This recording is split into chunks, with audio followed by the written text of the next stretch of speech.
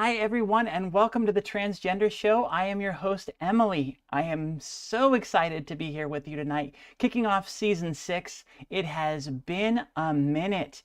Wow. It's been probably at least 8 months since we've done an episode, so it is great to be back here with y'all. I say back, we're in a new location. We're in a different country now. As I was telling my guest, everything here that you see, except for the camera itself, is all new. Location, computer, monitors, microphone, which I'm hiding under my hair, uh, and all of the things. So I guess I say that all to preface the episode in case it ends up being an entire train wreck, and just kind of put that out there. Thank you all so much for being here. It's wonderful to be with y'all. My guest tonight is Marval Rex. Marval is a trans man, professional astrologer, stand-up comedian, and an actor working in a shifting and increasingly hostile social and political climate. He rejects tokenism in his acting role choices, favoring fully realized, complex characters where he can connect with audiences through emotion and complexity. He has 2 new films releasing this spring, including House of Abraham, a psychological horror, and Airplane 2025, a comedy set in the 70s starring Tom Arnold. He finds that both humor and the horror and comedy, that is, are powerful tools to explore and demystify complex themes like masculinity, trans identity, and existential fears, as well as human connection. Everyone, welcome to the show, Marval Rex. Thank you so much for having me, Emily. I am honored to be here. I'm so excited. It's wonderful to have you, and I really appreciate you for reaching out. I know you have in the past had people, but you contacted me direct, and I thought that was super fun. And once I saw your acting reel, I was like, okay, yeah, this guy's legit. This is going to be great. Yeah, yeah. I've been working really hard, so I appreciate you like witnessing that. And Hmm. it's really amazing to talk to another trans person about cultural production and what it means to be trans today. So, I'm often interviewed by cis folks, so this is just such an honor. It's really great. I'm excited. Now, you did mention in the pre-show, and we'll get into the standard questions about your journey in a second. But I just kind of wanted to start with, you mentioned, the roles, and in the intro, it talks about you avoiding tokenism in your roles. I know that one of your recent films that was released last year, and in one of the ones coming up, you play a trans character. Now, how do you feel that has come across? How do you think those characters did as far as avoiding that sort of trans tokenism? Yeah, I mean it's such a nascent point for trans masculine representation still. There's very few opportunities for trans masculine representation. And I would say trans folks in general in Hollywood as it is shifting, the industry is shifting so much right now. The world is shifting, definitely Hollywood's being impacted.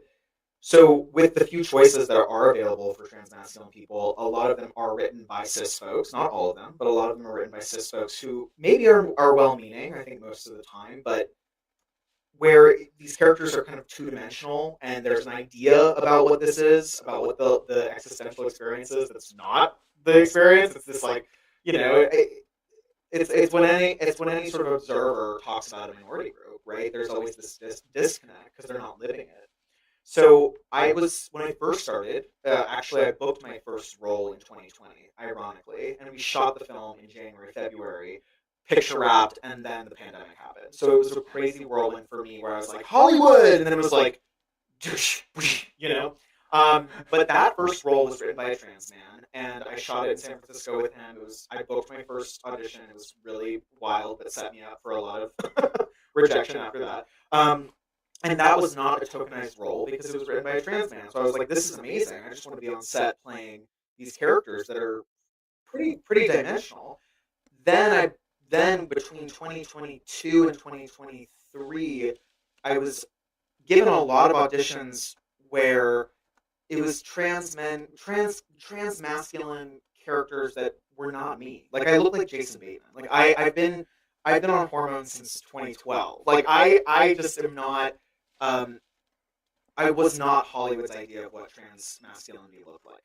I think they had an idea around like people who are more androgynous looking, not so masculine looking, not so passing. There's nothing wrong with that representation, but it's not me. I can't play those roles unless I do some drag, and then I can play a drag queen better than that. Anyway, so I didn't even really book those tokenizing roles where it was sort of like, here we're spoon feeding trans masculinity, an idea of what that is to you. I started to write my own stuff. I wrote Spookable, which premiered at Frameline last year, Frameline Film Festival, which is a T for T horror comedy with Alexandra Gray, who's an excellent trans actress. And I got to play myself, essentially. And then from doing that, from starting my own stuff, I had a reel, and people started to see that I was talented, and it was beyond my identity. The identity is interesting and important, but it wasn't the whole of me. And I got to start to audition for characters that were cis. I started gay male characters. House of Abraham is really interesting because I do play a trans character, but it's not about him transitioning at all. We're not feeding that. I've been medically transitioned for over a decade, so I'm just not there, and that's okay for folks who are. But like, I want to play characters where it's not about teaching cis audiences the medicalization of it all, but really like what is our experience, what are our vast experiences, and as an actor, you get to be a mirror and reflect all of those myriad experiences. Yeah, and sort of get to that point of the fact that you're trans is something that doesn't cause any kind of reaction. It's absolutely inconsequential. It's just like, yeah, what is it that you do? What is it that you do that's interesting? And trans not being one of those. That's the goal. Yeah. Well, let's jump into your story, and we start with my favorite question. How did you find a name that suited you? Oh, I love that. Yeah, it's interesting. I have my dad. My dad's an octogenarian, so he was born in the early '40s. He's a World War II baby. I remember him being like, why didn't you just choose the name Max?" And I'm like, "Dad, you know how many trans men are named Max? You have no idea." I I actually give credit to my ex partner, who I'm dear friends with to this day, who's like more like soul family to me. She really saw my masculinity and allowed, like, her reflection of me allowed me to really come out. So when I was with her, I transitioned.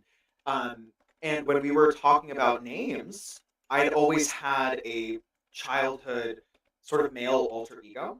I did not know I was trans as a kid. That was not something that was available to me because I grew up in a really conservative religious environment. So I just had a male alter ego that was very private, and his name was Avalon. And I took my birth name and kind of smashed it, like almost like smashed the two names together and got Marvel from Avalon and then my birth name, and which is Maria. People can find it online. It's not. I've been in public in the arts as Maria. It's fine. I'm like, whatever. But I smashed those two together, and she really was like Marvel. She said it. I was like thinking about, should I be Avalon? Like, I don't know. Like, it's a weird name, but Marvel, Marvel's kind of a strange name. But when she said it, it just really resounded within me, and I was like, I love being both a noun and a verb, because I feel like a noun and a verb. To marvel at something and then to be a marvel, like it is both a noun and a verb. And I like the idea of being a being, and then also being a becoming, something that is always moving, always transforming. That's kind of the verb part to me. So that's really how that name came about. I love that. I love how it has some roots in going all the way back to your childhood, but it's something that you created and it is really just for you. That's very fun. And oh, I'm losing it. There was something else in there, but I think it's going. My brain Well, is. I will say ironically, it's so interesting that I ended up in Hollywood, because there's Marvel comics, right? It's like everywhere. Like, Marvel is just such a big part of Los Angeles. And I never planned on being an actor. We'll get to that, but like, I didn't plan on being an actor. I didn't plan on being like a movie star. Like, I had no idea or conception around that. And then I ended up in the city where like everyone's like, Marvel, Marvel, Marvel, and I'm like, oh, not. I mean, I would like to have my own cinematic universe, but it's just very funny to be. It's almost like the name brought me to the mecca of Marvel. So, Have you noticed that the name has done anything positive or negative for you in the industry? It's interesting. I've always wondered that. I mean, I was actually talking to ChatGPT about this. I wrote an op-ed based off of what my conversation with Chat was, which was around. It's a very. I'll send it to you if you want to read it. But it's very short. It's about cis passing trans people who are auditioning for roles, and like what percentage of casting directors don't choose us because they look on our social media and find out we're trans. Like, I was really curious about the percentile of roles that I could have gotten, but I didn't because they looked me up and were like, "Oh, he's trans. It's too complicated," even though he's talented. And I wondered if the name component kind of clocked me, or like, it's so unusual that someone's like, "Is he from a different country? Like, what is this?" And I will just say from that conversation with ChatGPT, like, actors only book like 2% of the roles they audition for, or like one. It's such a small percentile. But then trans actors, like, it's even more. Like, our percentiles, or rather, our percentiles even smaller because we do lose roles when people find out that we're trans. That's a very real thing that happens. I don't think maliciously. I think that a lot of producers and casting directors just don't know what to do with cis passing trans people. And they don't want to deal with any perceived complications in their process. So anyway, I do think about it. I've never experienced it directly where I've had someone be like, "Oh yeah, your name threw me off."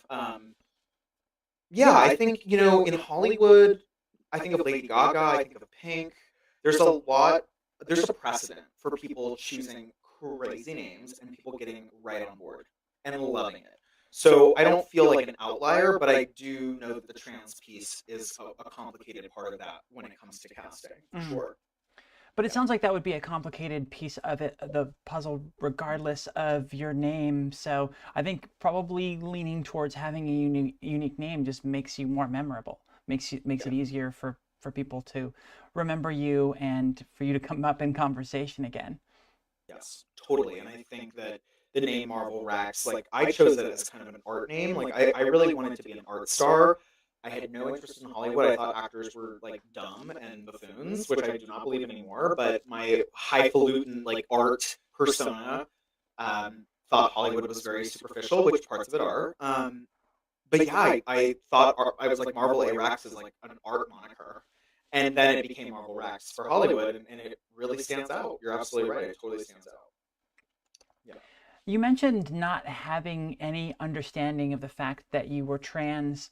What was sort of your gender? What was your relationship with gender throughout your life? Then was there any kind of question? Was there any kind of discomfort as you were growing up? So much discomfort. I mean, I was raised in Salt Lake City, Utah. I was not raised Mormon or LDS, but I was raised Catholic in a predominantly Mormon environment. I was raised in a neighborhood that was like 95% Mormon.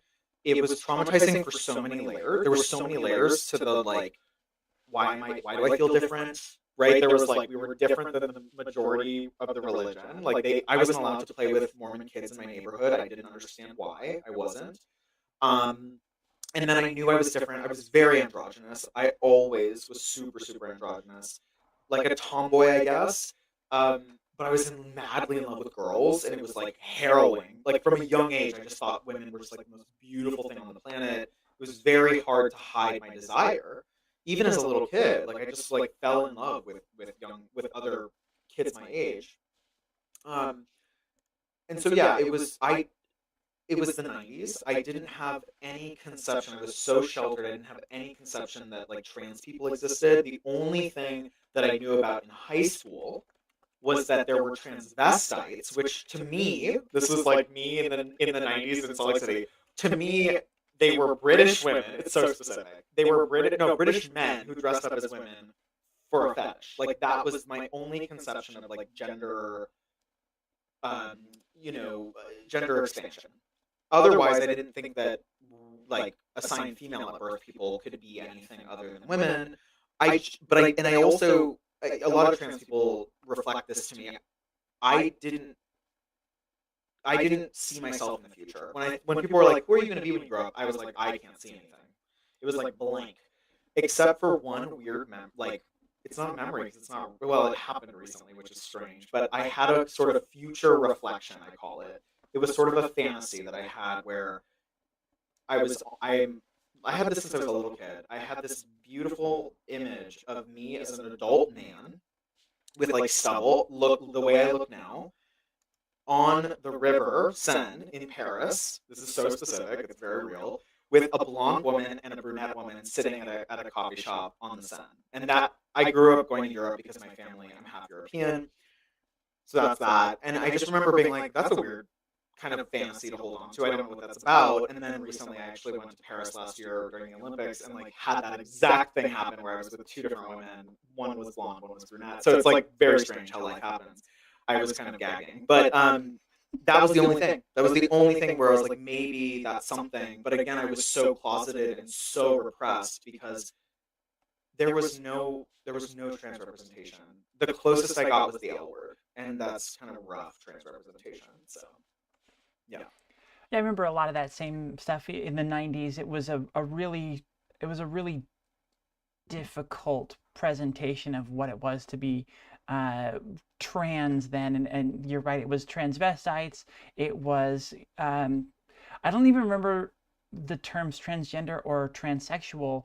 I just know I was aware of a sex change. I was aware that a sex change was a thing that people did and didn't understand it was weird. It never applied. And so it was, one of those things where it wasn't until there was a more correct and synchronized representation to my experience when it finally all clicked for me. So what was kind of your aha moment with that? When did you realize you were trans and put this all together? Yeah. Well, we have to like fast forward. Oh my gosh, 20. I was 22 when I started. I shifted my major from political science. I thought I would be a politician because I've always been very like, hey, look at me, like I can talk, I have no fear of public speaking. Like I was like, okay, I'll be a politician. Started taking political science classes, and I was like, oh, I don't like these other kids in the major. Like these people seem like sociopaths.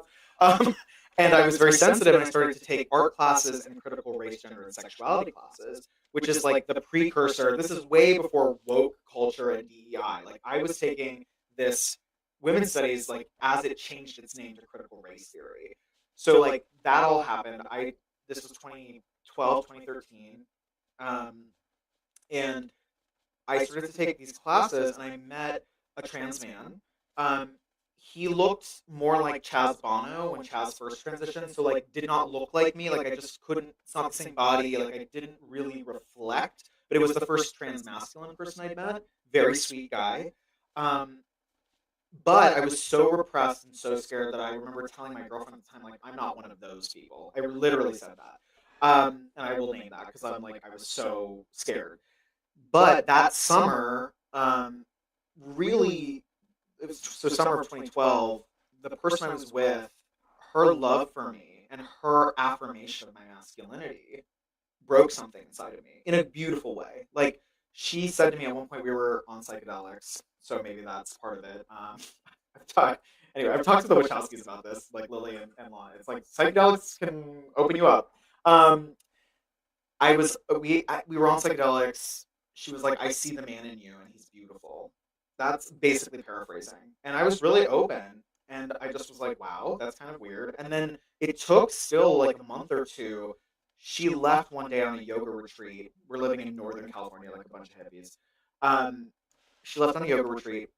She got in the car. I remember her getting in the car, and by the time she was like to the border of Oregon, I'd had like a lightning moment in the apartment alone, and I just started crying. And I started watching YouTube video after YouTube video. And for the millennials who transitioned right around the time I did, you all know who I'm talking about. There was a bunch of trans men on YouTube. They might still be there, I don't know. But it was like early YouTube days. A bunch of young trans men who had just started transitioning were video logging. So they were just recording themselves every day transitioning. And I watched those guys, and I just broke down and cried, and I kind of had a panic attack and was like, but it was a lightning moment for me. And I was about 22, 23 years old, and just, oh my God, everything's changed. Like, I can't go back. I can't put the rabbit back in the hat. Like, we're done. This is forever. changed. I am this that I'm looking at on YouTube. Hmm. Um, so yeah, that was that moment. It was very intense. What were some of the key things that you learned in your process of coming out? Was there something particular to the way that you came out that you think affected your experience with that? Yeah, I would say reflecting on my personality overall, the arc of my personality, I resist, but then once I have a breakthrough, I move very quickly. So I'm not a procrastinator. Once I actually just once I acquiesce to the truth, I'm like, cool, let's make a bunch of changes. Boom, boom, boom. So that lightning moment, I transitioned medically within like 6 months, as quickly as possible. I was like, we're doing this. Um, it was at the time, I don't know if this is your experience or not, but it was at the time where you had to get a written letter from a psychologist. They had to make sure that you weren't quote unquote mentally ill. There was so much vetting. I actually had to see a therapist for like 4 or 5. Like I wanted to transition that day, and it was medically, and it was like, no, you have to talk to this person who's a cis person for like 4 or 5 months to make sure you're not whatever. Mm. I got the letter from her right around my birthday, February of 2020 or 2013, and took testosterone like during the month of my birthday, and then was like, I'm getting top surgery the next year, and I got top surgery February of 2014. So I did it very quickly. I was like, I know what I am. I know what this is. I did think I was going to lose all my friends. It was at a time where, again, we were not necessarily part of the cultural zeitgeist. Like, Transparent, I think, had just started filming. It had not even premiered. I lived in the woods with a bunch of hippies, which is kind of nice because they're more liberal-ish. They're kind of, sometimes hippies are not as liberal as you think. But I was sort of comforted by a Northern California ideology.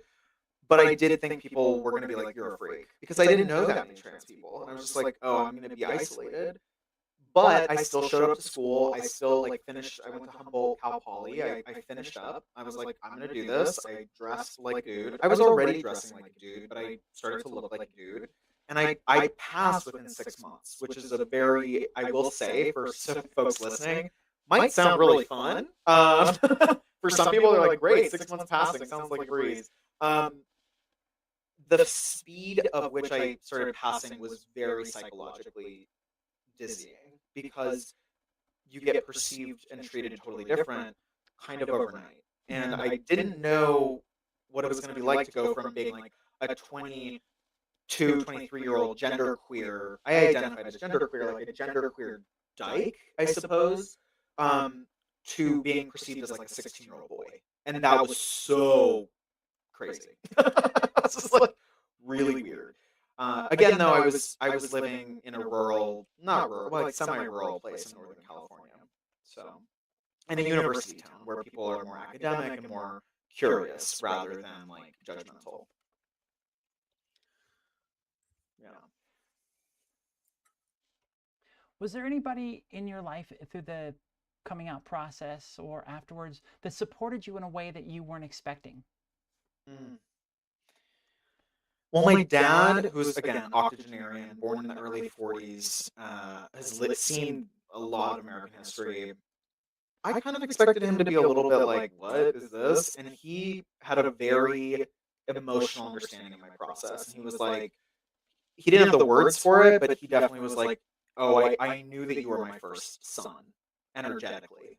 You know, he kind of said something along those lines, like, I knew you were my first son. I have two other brothers, cis brothers. So that was like very beautiful to experience for my father, who's not a super open emotional person. My mom is from Spain, so there's lots of cultural noise that was very hard for my mother. She got over it, but it was very hard. I was her only daughter. I can understand like that's very difficult. I did not lose any of my friends. You know, that was also another thing where I was like, you have to give people more benefit of the doubt, I think. It's like people back in 2012, 2013, 2014, people were they loved me for who I was, and they saw me taking a step that I think they perceived as authentic. It was authentic. And so people were a lot more supportive than my internal monologue thought they were going to be.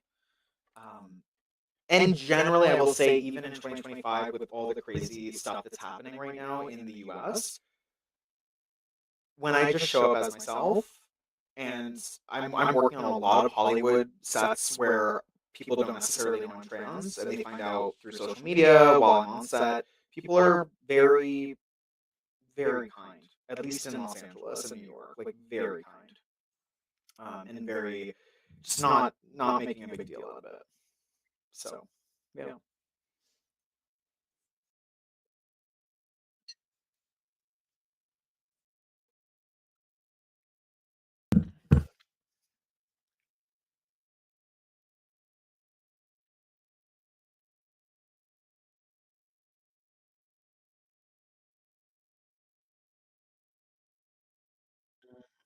Mm. I mean, physically not so much. It's very ironic though, because like I'm a little bit disturbed by body hair, but I like knew I was signing up for that. Like I really wish I could just like be masculine, but be like a dolphin. Which my partner, who's a trans woman, was like, "You can just get electrolysis." she was like, "You can just get rid of all that hair." So it's ironic that anyway. We always want to pick and choose our things. So that's the physical part that I'm still always grappling with.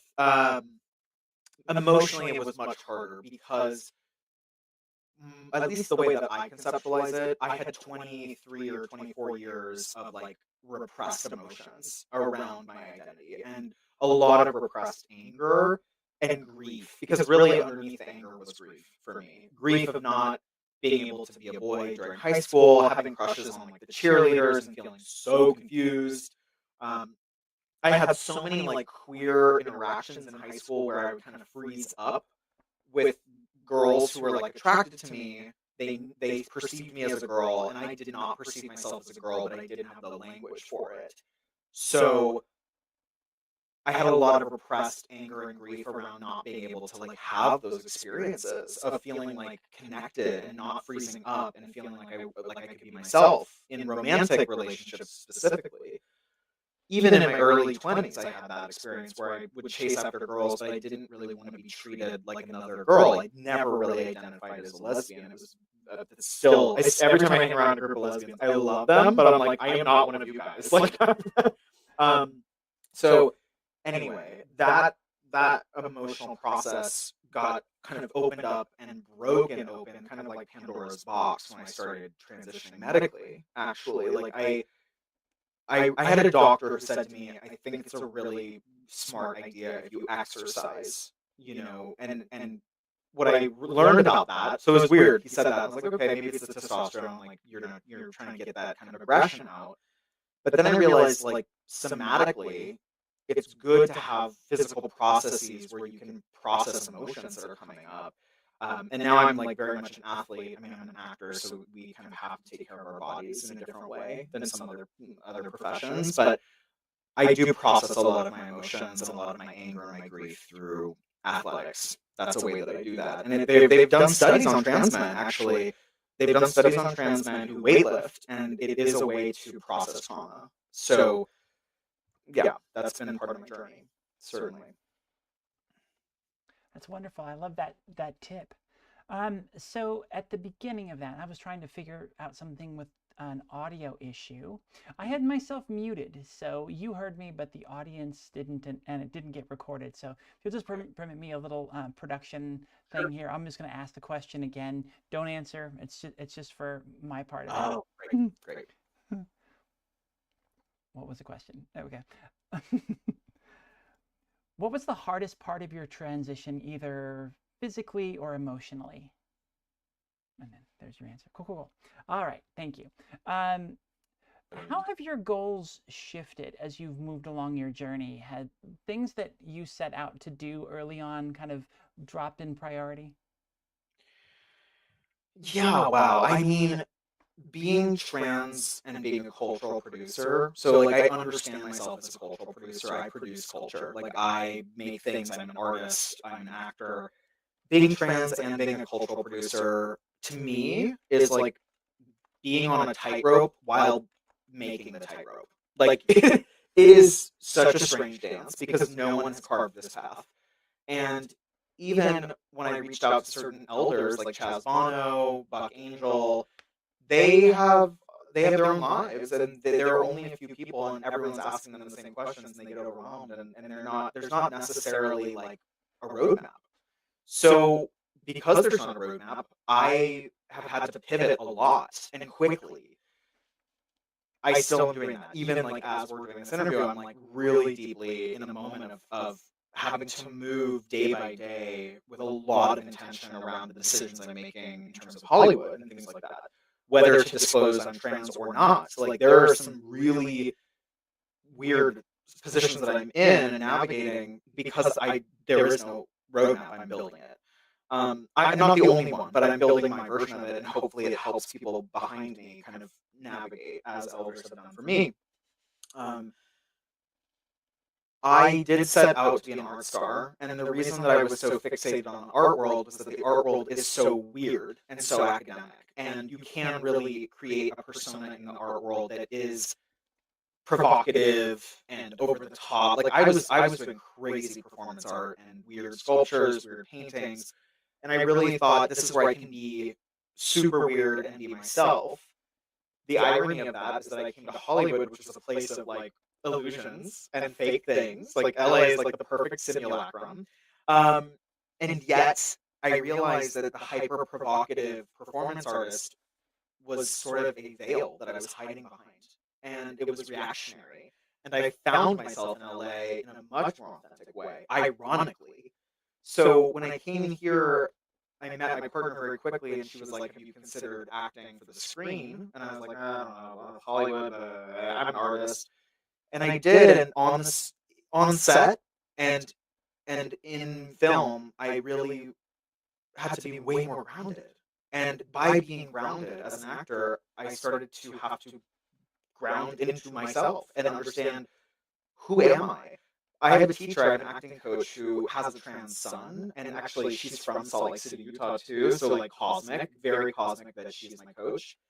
She has taught me over the last couple of years that the best acting is always rooted in truth and is always rooted in authenticity.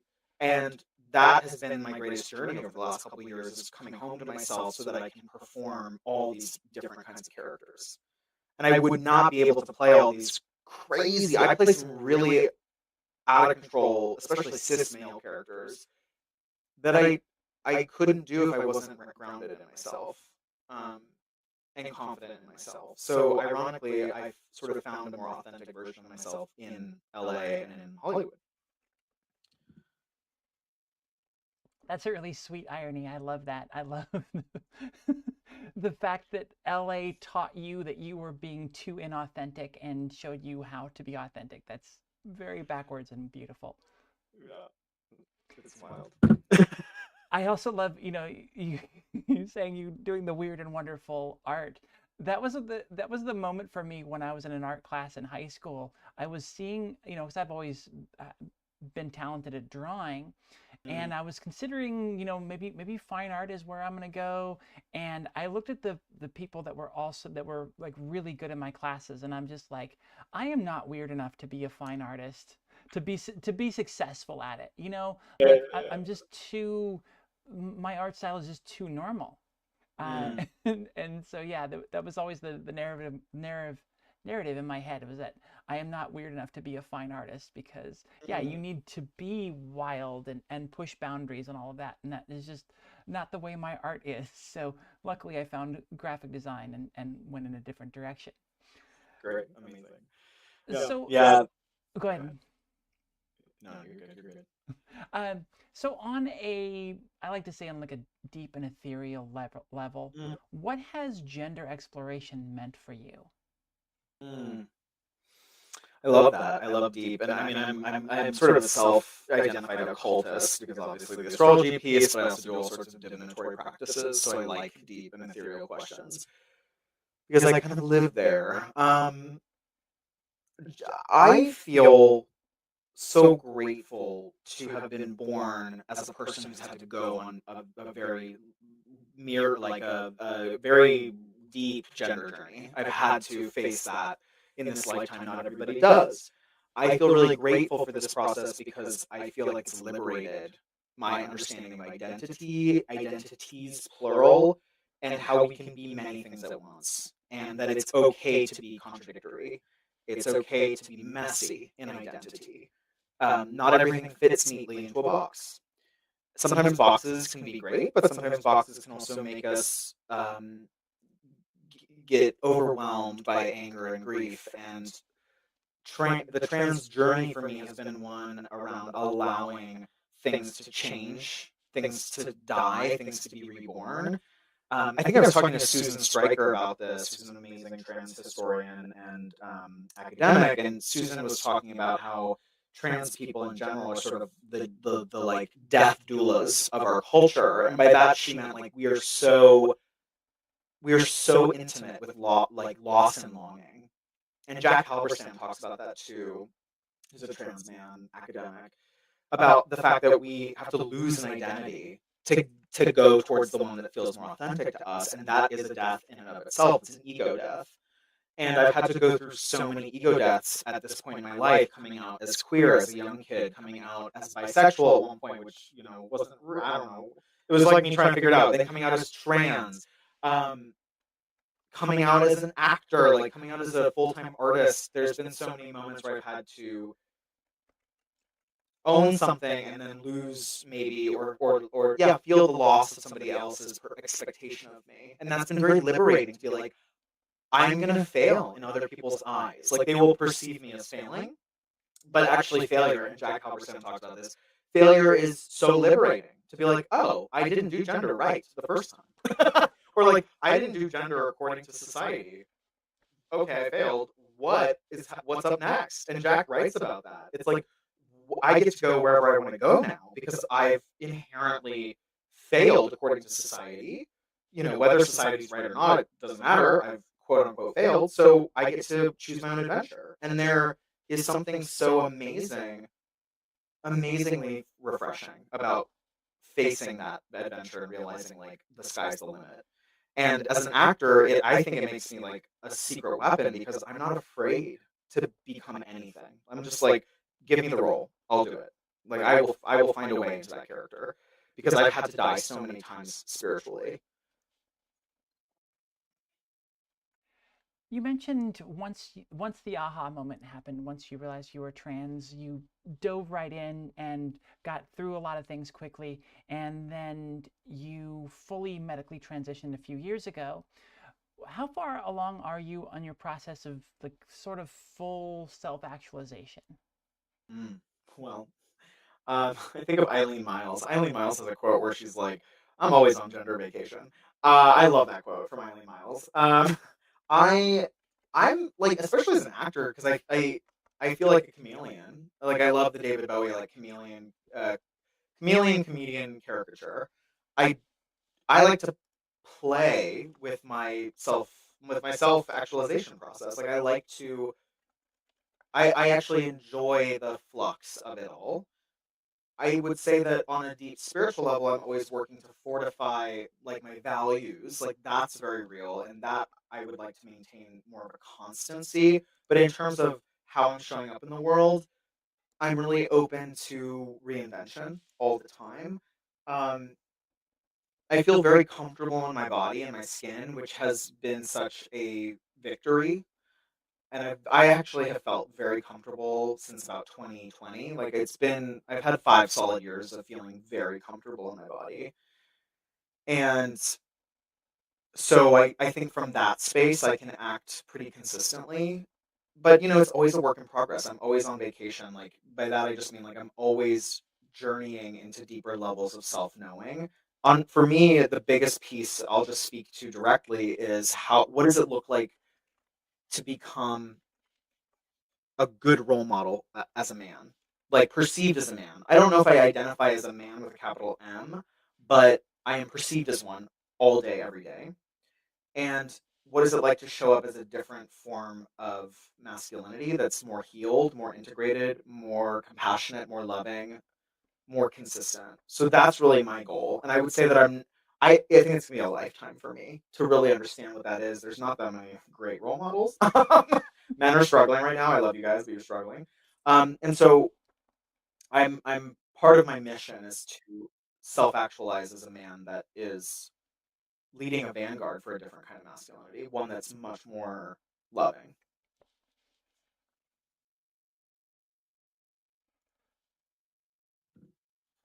What things or rituals do you do in moments where maybe you're not feeling the best as far as in your identity? What do you find for what are your ways of making you feel the most you? Mm.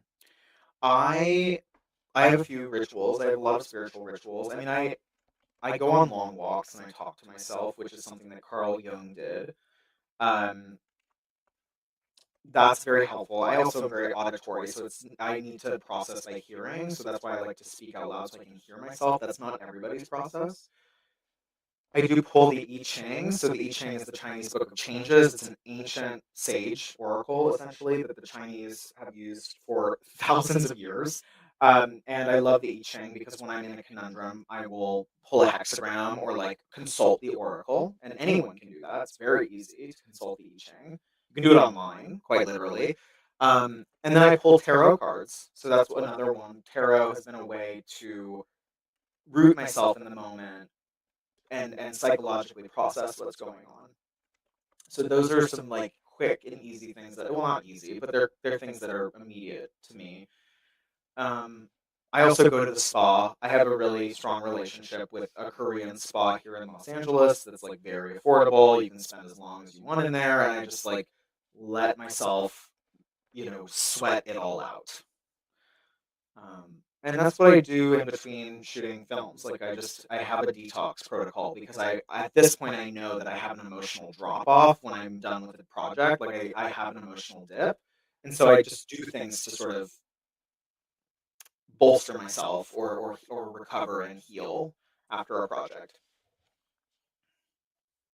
You have done and accomplished so many things, and I know that a lot of it has happened after your transition. Do you attribute the transition to any of your accomplishments? Was there anything that you were able to accomplish because of your journey? Oh yeah. I mean, I knew when I had that lightning bolt moment in 2012, 2013, I knew that if I didn't transition, my life was over. Like it was very clear to me. I was like, if I do not transition, I am not moving. I'm not moving forward with it. Like I'm not doing life. And yes, like I'm intimating to like unaliving. It wasn't that, it wasn't that direct, but I was just like, I'm either doing this or I'm not doing anything. Like we're not doing this if we're not just like becoming a man or becoming masculinized in this way, um, very much from a hormonal level. I was like, I need to be on testosterone. Like we're done with this.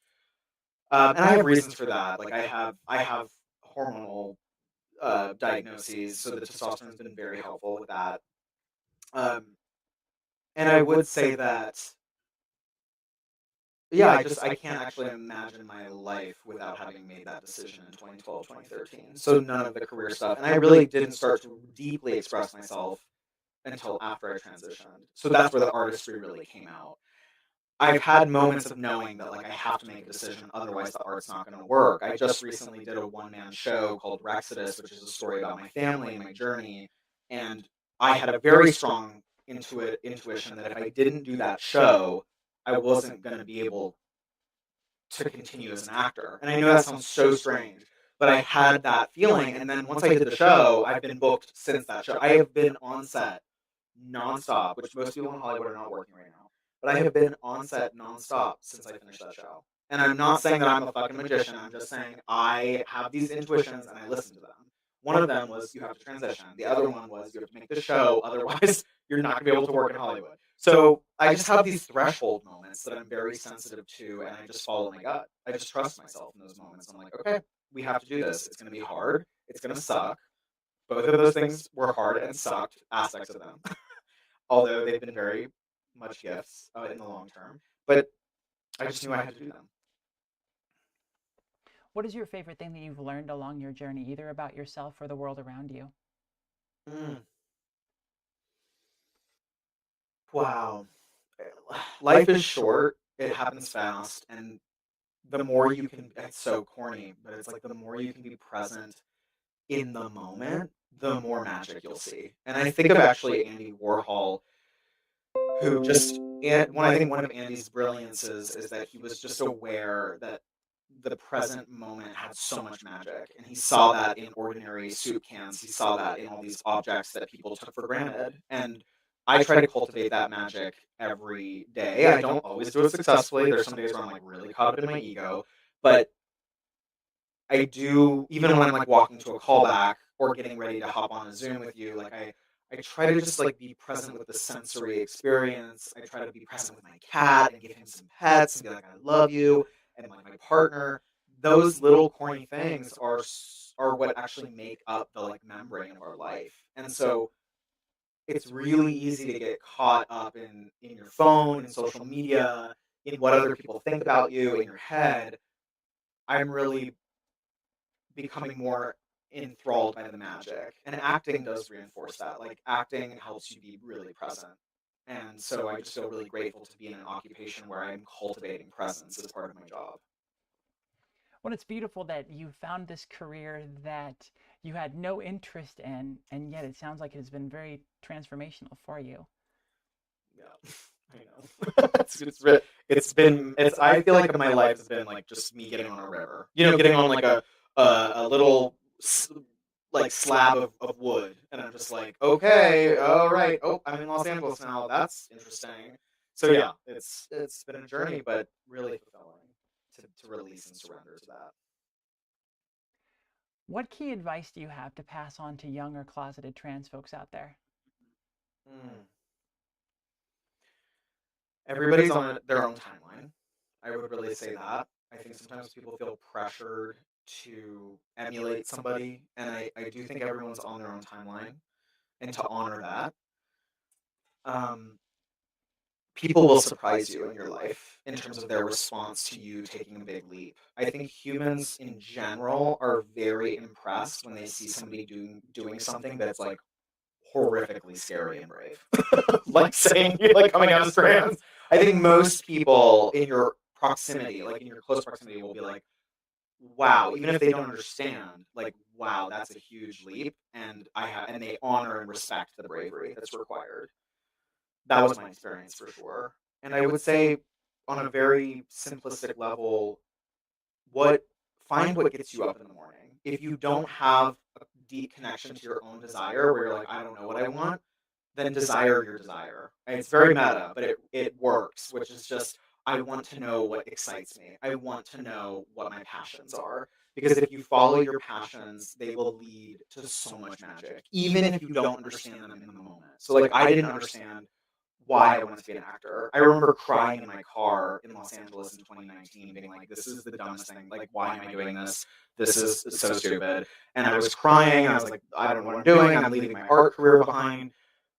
And now here I am, and I'm so fulfilled. So as long as you can tap in daily to like what is exciting to me. Catherine Opie, who's an amazing queer photographer, was like, follow your questions. And so I think there's also an element of following the things that intrigue you, the things that make you curious, and you will discover magic along the way. That's wonderful. Thank you. Now, we didn't talk about it before the show. How much more time do I have with you tonight? Yeah, I wanted to say I have a hard out at about 7:20, which is 30 minutes from now. 30 minutes from now. Okay. Well, I need to take a quick break. We'll do Me that too. and we'll come back. I was hoping we'd have some time. We found the bug. Not what is wrong, but we found something that is wrong. Coming back with a new computer and a new setup, there is Okay. somehow an audio echo, and hopefully we can fix it in post because we just do not have the time to fix it live. So we'll just keep going Okay. after a quick break. We'll be right back, y'all. Okay.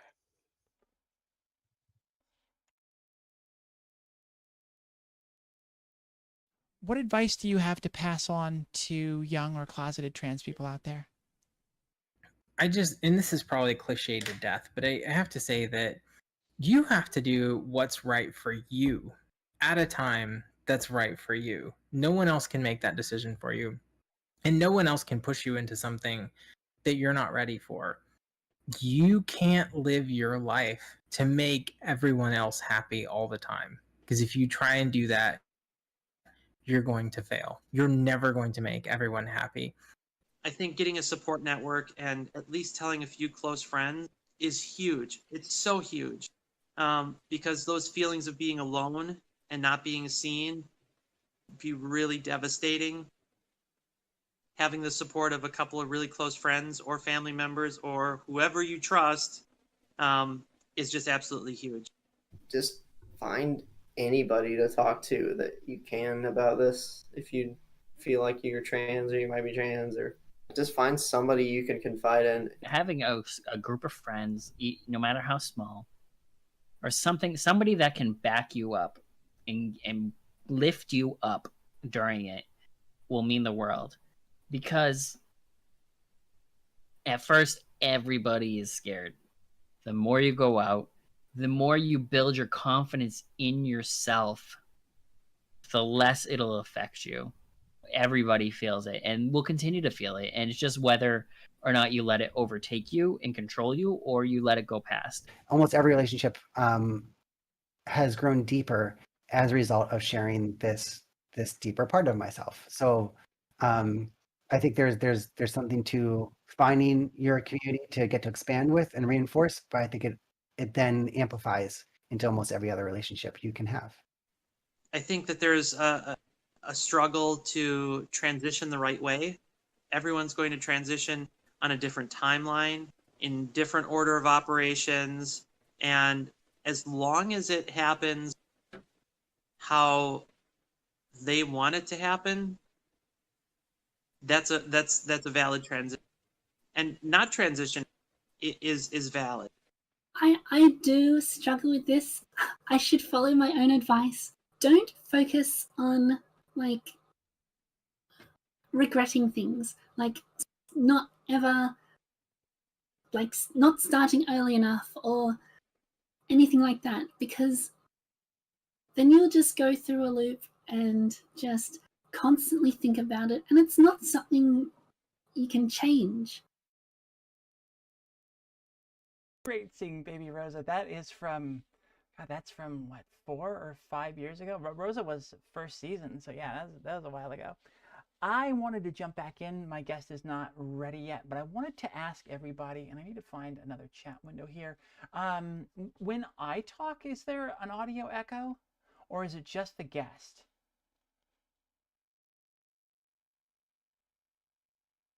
Oh, so yeah, Charlotte did say that there's an echo on Rex's audio. Okay, on Marvel's audio. Damn. Okay. All right. Well. All right. I'm gonna. Well. So we keep this part loose and informal. So I hope you don't mind just jumping right back in. Oh, you don't have audio yet. Let's see. All right. Well, we'll let Marvel get ready. All right. I'm gonna just keep talking to see if. Oh wait. Oh. That's me. I didn't touch anything. I know it's me. I think it's no audio. And then back here, and then I think okay. I can hear you now. Sorry about that. I forgot that when I have to when I unplug my audio, I have to switch to no audio in Video Ninja and then back to my microphone. Okay. Technology's fun. As I said, apparently we're getting a little bit of or we're getting some degree of echo on your audio, so hopefully we can fix that later. If not, then we'll just do a reunion episode in a few months. Sounds great. I'm totally down for that. So let's jump in real quickly. Why don't we, before we do too much else, I want to give you a chance to plug everything to make sure that we can include that. So you have Spookable, which is a movie that you wrote and starred in that came out last year. And talk about that briefly, and then the 2 films that you have that are releasing, the one that just released and the one coming up. Yeah.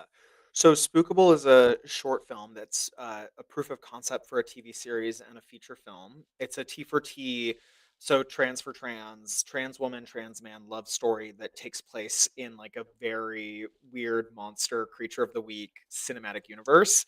That's very horror comedy. It's a little bit like Goosebumps with trans people. It's very fun. Um, we talk about trans identity through the lens of the queer gothic. So through vampires, through leprechauns, through werewolves, uh, really funny comedy. That at least I think so. I think it's funny, and that is not yet on a streaming platform. We are planning on getting it. You know, sometimes Hulu does short films. There's certain streamers that do. Even Netflix has short films, so we're still working on getting it to a streamer, but it's still going through the festival circuit right now. So it's playing in different film festivals across the country. Awesome. And then the one that just released in April is Airplane 2025. And that one stars Tom Arnold. So how did that one go, and what's about that you want to promote here? Airplane 2025. Yeah, you can watch it on Tubi and Amazon Prime. It does star Tom Arnold. Tom Arnold has yeah, he's a character. I don't know what to say about Tom. I didn't have any.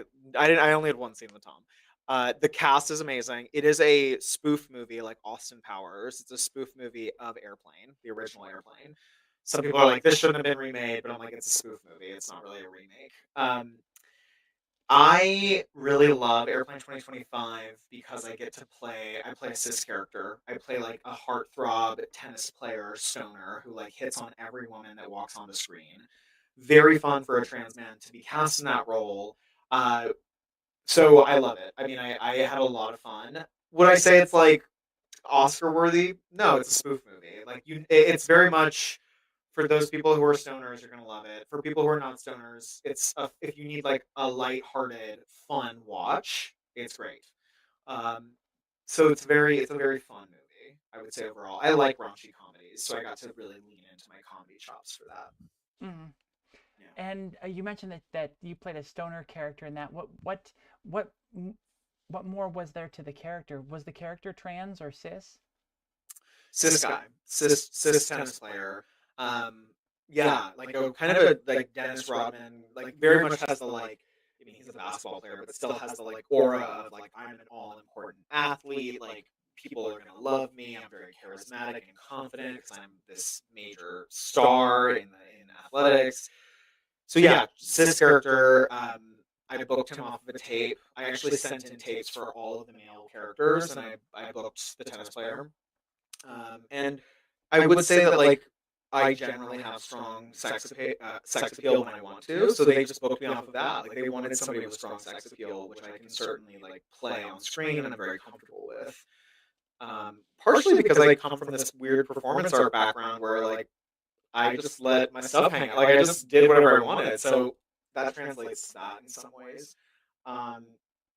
Yeah, I mean it's a spoof movie, so like there isn't like a depth and necessarily an arc to my character, but it's different than like House of Abraham. Like House of Abraham is a very different movie, and there's definitely an arc to my character. This is more just like fun, playful comedy, which is also valid and very fun to play. Mm-hmm.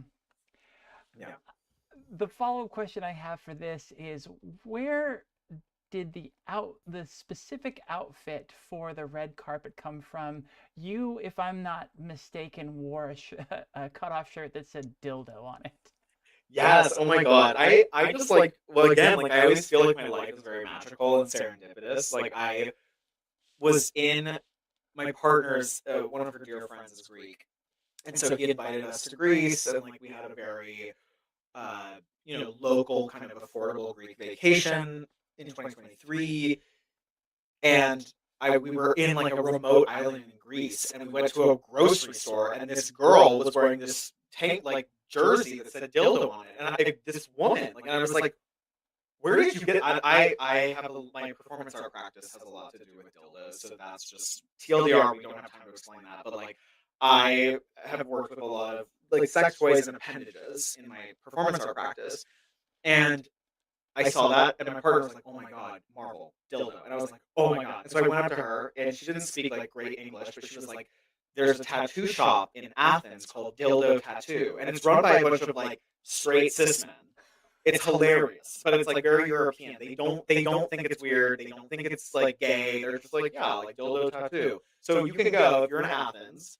I have been, and I went to their store, and they thought I wanted to get a tattoo, and I was like, no, I want to buy all of your merch. So I came in, they were like, this weird American came in with his girlfriend and just bought like all the jerseys and like dildo socks. I mean, they just had everything that said dildo on it. It was amazing. It was like my dream store. And I have friends now who are like, oh, I'm in Athens. I went to the dildo tattoo shop and bought some stuff. So people know about it now. It's great. The other great thing about your outfit for the red carpet was the subtle nod to the trans identity there with all pinks and blues. I loved it. Yes, I love that jersey for that exact and the shorts. You're right. I went trans flag, of course. Got to play a little bit. Yeah.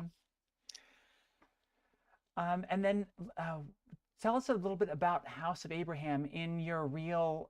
There's a couple different clips in there, and after watching that and then the trailer, that is a very exciting looking movie. So tell us a little bit about that and what your role is there. Yeah, very different than Airplane 2025. Airplane 2025 is more like soda or candy pop. Like, it's very easy to digest. It's not a deep movie. House of Abraham is a psychological thriller. It's very high art. I am so honored to have been in that and played a trans character, so that was very deep for me. There's another movie that I don't have a release date for called Unsavory Elements that's going to be coming out in 2026. That's also, I get to have a very powerful arc, but as a cis man. So there's just an interesting evolution. But House of Abraham, I play a trans male diver, so he's a professional diver. So he dives like on an Olympic team. So passing trans man, but like, the complicated nature of being. I think he was, my character was a professional diver as a girl and then had to leave that because he transitioned. So there's a lot of grief there. I can't give too much about the movie away, but essentially it's a group of people that go to a house to unalive themselves. And the thing that's so immediately triggering for trans people when they hear this is they're like, oh my God, you did a movie about trans people and suicide. And I'm like, no, it's not what you think it is. It's not House of Abraham is not at all what anyone thinks it is, but on the surface it could look very problematic. I've talked to like GLAAD about it. GLAAD is this like organization that looks at all the media, whether it's supporting trans people or not. And GLAAD was like, don't touch it, but I did because I read the script and I was like, oh, my character's amazing, and my character goes through this whole arc where he enters this space thinking that he's going to maybe like end his life in a peaceful way. Because he's trans, but because he's lost everything, and including his like Olympic, like he's lost his ability to do the thing that he wants to do professionally, and he has to make a really pivotal choice in the film that changes sort of his whole trajectory. And I won't give away too much. You have to watch the movie; it'll be coming out in theaters and then on streaming. But I just read it and was like, wow. For trans folks who watch this film, especially those who like horror and thriller genre, you really get to see a trans person do something that I've never seen a trans person do on screen. Multiple things that I've never seen a trans person do on screen. You get to watch that character. You get to watch me sort of process the idea of wanting to leave and then making a different decision. And it's really powerful why I make that decision and what happens consequently. So my character is very pivotal. It's very interesting. I technically play a supporting lead character. So the lead is Natasha Henstridge. She's from the Species fame. She was the lead in Species. She's done a lot. She's a great Canadian actress, and yet my character is pivotal to the arc of the storyline. And my character does go through a major shift in his psyche throughout the process of the film. That's amazing. That one comes out in a limited release in New York coming up soon, right? Yeah, so June 13th, 14th, 15th. I actually think it's going to play at the Look Dine-In cinemas for a week or two, but the premiere is the 13th, 14th, 15th of June. Then there's actually a premiere in Los Angeles on June 20th, a week later, at the Laemmle Theaters. I think all the Laemmle Theaters in Los Angeles will be playing House of Abraham. And then, for those folks we're going to do a country tour, not every city, but we're going to go to some cities. I'm trying to get it in Salt Lake City, which is where I'm from. We're going to try to do like art house cinema releases for as many states as possible, and then definitely streaming is the next step. But that might not happen until the fall or winter of 2025. Okay. Well, I know my fiance is extremely excited about that. She loves horror, and we really, like I said, we really loved the trailer. It definitely grabs you. It's definitely an interesting story. So, best of luck on the release of that. That should be great. One of the topics we haven't talked about yet is stand-up comedy. You did mention how you got into acting, sort of a little bit of a push there.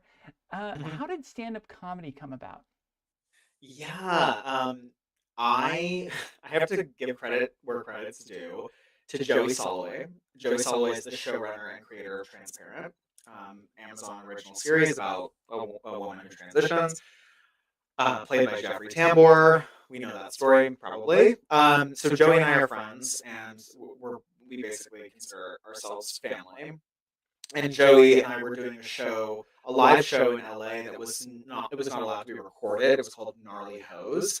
It was basically like Rachel Maddow on like an LSD ketamine cocktail interview show. Like it was just really wacky, wild performance art. It was performance art, which that's my origination. So, and Joey's too. Joey comes from like Chicago stand up, like weird Chicago improv. So we were doing that. Joey was like, "Oh, I'm doing stand up now." Like Joey had just started testosterone. Was like, "I'm doing stand up. You should do stand up." And I was like, "I don't know." But then every year I try to do something that scares me. So in 2022, Joey said that, and I was like, "Oh, I got to do something that scares me, like or creatively." And I was like, "I haven't done stand up. I have to do that. That's terrifying. That's a terrifying idea." And so I instead of being, I can't do anything small. Like my personality is like I cannot do anything small. So instead of just like going to a random open mic, I got this like $6,000 grant from the city of West Hollywood to do to curate an art program. And instead I was like, "Hey guys, can I use that money to do a transmasculine comedy night called Big Dad Energy?" and pay a bunch of trans guys and like have a great venue. And they were like, at first the city of West Hollywood was like, well, and I just was able, with my charm, I was like able to convince them because I could just be like exceedingly charming. And so I was like, let's do this. And they finally got behind it. And I was able to pay the guy. It was great. It was a great event. 2 nights. We did 2 nights. We sold out both nights. This was January of 2023. And I did my first set at my own show. I had never done stand-up before and just went on stage and talked for like 22 minutes, which is insane. But I am definitely a loquacious person. And I just made comedy out of my own life. Like I have an impression for my mom. Like I was, I just talked about what it's like to be me. And then there was other trans guys on the lineup. So we've been doing that for 2 years now. It's really fun. And what have you found are some of the key differences and similarities between the comedic outlet and acting? Yeah, I think, totally. There's such a connection between stand-up comedy and acting. And I do think that you see it with a lot of Hollywood people. Like, you can be both. And often they inform each other. I definitely see myself doing both for the rest of my life. Like, I always want to get on stage and do stand-up because it's so unfiltered. It's so raw. And you really can mess up in the most beautiful way. Like, I kind of like bombing. It's very strange. I don't purposely try to bomb on stage. I don't try to, like, fail. But when it happens, it's so... I just, like, I like the feeling of being so exposed and being like, oh, that wasn't funny or that didn't land with this audience. Like, okay, but it reveals something about myself. I think that acting helps me stay more grounded on stage. Like just the process, especially the training that I do. I have a specific coach that I talked about, and the training that I do as an actor really helps me maintain a level of presence on stage that is helpful for comedy. Because if you're present, you can kind of feel where the audience wants to go or what they need from you or like how to do crowd work. So that's very helpful. And then comedy inversely informs acting because and you'll see this in House of Abraham when you watch it, I end up often, even in a horror movie, both of the big horror films I've done, House of Abraham and Unsavory Elements, again, coming out next year, I am the comic relief in the movie. And often I'm I'm cast as the comic relief, but also sometimes they really let me improv with unsavory elements. This film coming out next year, and I was just like cracking people up, even though it's a horror. It's like truly a horror film. I just kind of went off the cuff, and that's very much informative in comedy practice.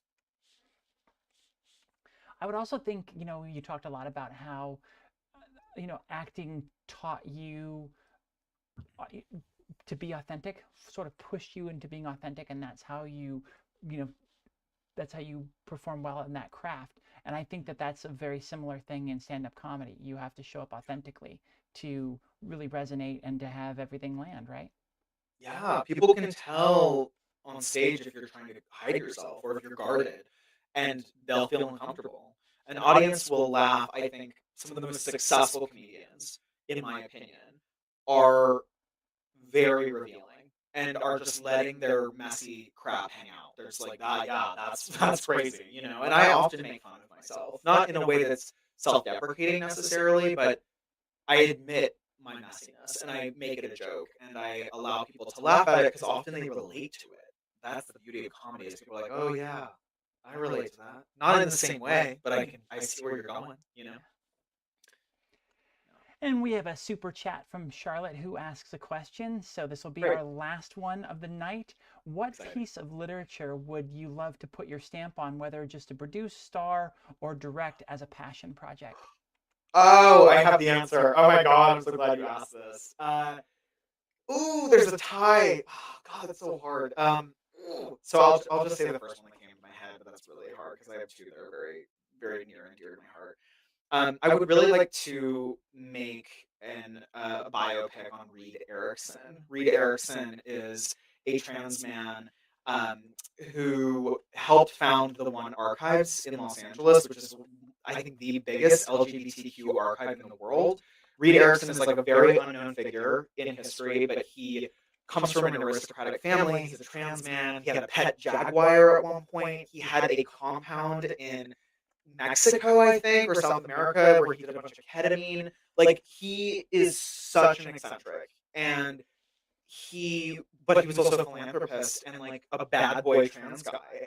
And there's an incredibly untapped story there where you get to see a person.